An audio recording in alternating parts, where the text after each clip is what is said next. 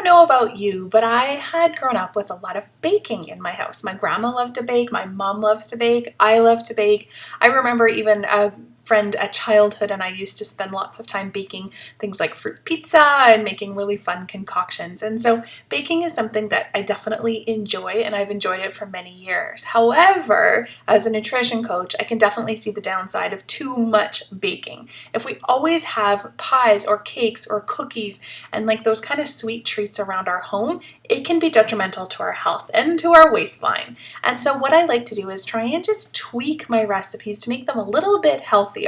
And one of them that is really easy to tweak is with brownies. Brownies can actually, you can use all kinds of swaps in there and still make them taste delicious. So this week on the blog, I have a healthy brownie recipe for you to give a try. Dive in, let me know what you think, and I cannot wait to hear. And if you have some healthy swaps you like to do for the brownies, let me know. I've tried everything from like beans in my brownies to using, applesauce or coconut oil, lots of different swaps that we can try. And so I have a tried, tested recipe for you today. Let me know what you think.